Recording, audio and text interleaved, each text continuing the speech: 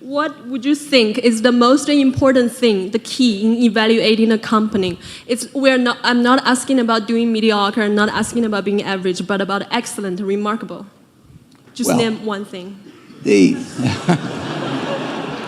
most important thing is to be able to define which ones you can come to an intelligent decision on and which ones are beyond your capacity to evaluate. You don't have to be right about thousands and thousands and thousands of companies. You only have to be right about a couple. I met Bill Gates on July 5th, 1991. We were out in Seattle, and Bill said, "You've got to have a computer." And I said, "Why?" And he said, "You can do your income tax on it." I said, "I don't have any income. Berkshire doesn't pay a dividend." He said, "Well, you can keep track of your portfolio." And I said, "I only have one stock." I said, and he says, "It's going to change everything." And I said, "Well, will it change whether people chew gum?" And he said, "Well, probably not." And I said, "Well, will it change what kind of gum they chew?" And I said, "Well, then I'll stick to chewing gum and you stick to computers." I don't have to understand all kinds of business. There's all kinds of business I don't understand. But there's thousands of opportunities there. I did understand the Bank of America, and I'll be able. I'm able to do that. I'm able to understand some given percentage. But Ted Williams wrote a book called The Science of Hitting, and in The Science of Hitting, he's got a diagram, shows him at the plate, and he's got the strike zone divided into 77 squares, each the size of a baseball.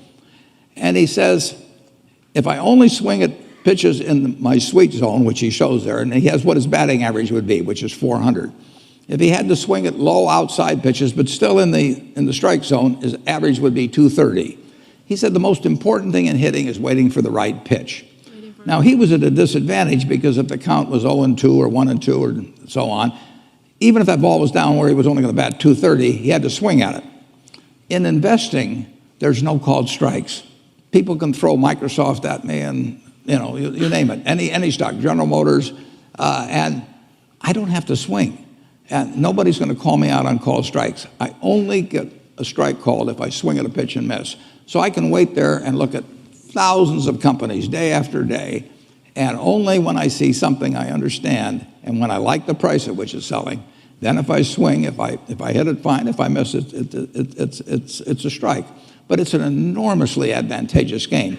And it's a terrible mistake to think you have to have an opinion on everything. You only have to have an opinion on a few things. In fact, I've told students, if when they got out of school, they got a punch card with 20 punches on it, and that's all the investment decisions they got to make in their entire life, they would get very rich because they would think very hard about each one.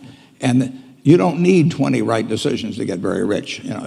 4 or 5 will probably do it over time. So I don't worry too much about the things I don't understand. If you understand some of these businesses that are coming along and can spot things on, if you can spot on Amazon, for example, it's a tremendous accomplishment what Jeff Bezos has done. And I tip my hat to him. He's a wonderful businessman. He's a good guy, too.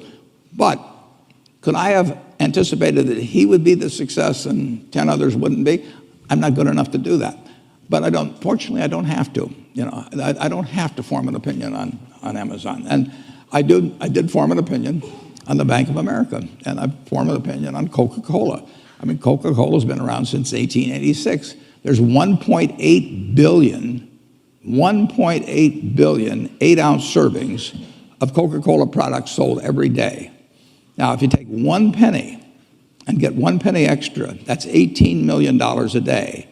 And 18 million times 365 is 7 billion, 3 less 730 billion, or $6,570,000,000. So annually, $6,570,000,000 from 1 penny. Do you think Coca-Cola is worth a penny more than Joe's Cola? I think so. So, and I've got about 127 years of history that would indicate it. So those are the kind of decisions I like to make. And you may have an entirely different field of expertise than I would have, and probably much more up to date in terms of the kind of businesses that we're seeing evolve. And you can get very rich if you just understand a few of them and understand their future.